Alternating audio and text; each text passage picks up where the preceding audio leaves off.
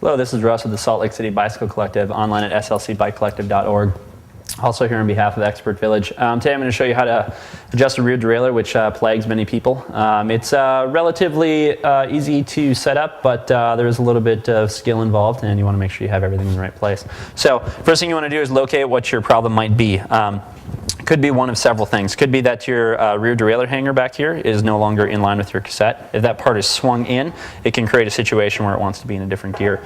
Also, you can see that the cable at this point is pretty loose. If the cable doesn't have enough tension on it, as you click the first gear, it won't push the derailleur far enough to be able to get any action out of it. So the first thing you want to do is take most of that tension out of that brake cable.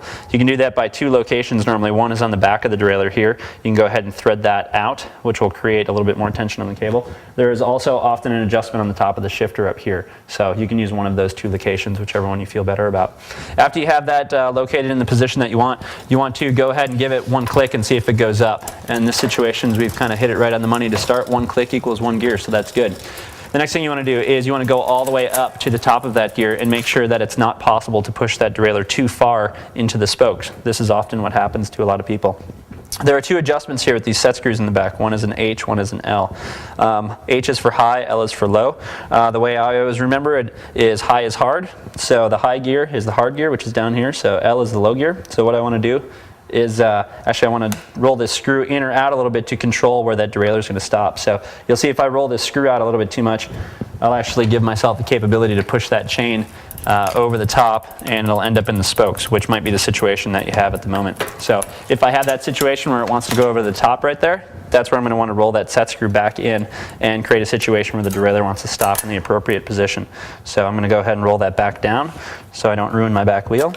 This is normally just a number 2 Phillips screwdriver. Looks like a number 1, but it's not. So go ahead and thread that guy all the way in, make sure that that one stops in the appropriate position. Then go all the way back down to the low gear here.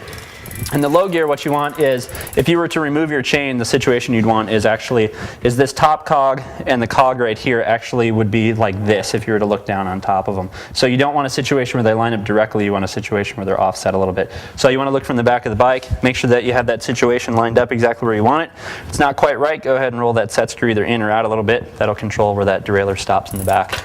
Go through all of your gears, make sure that one click equals one gear.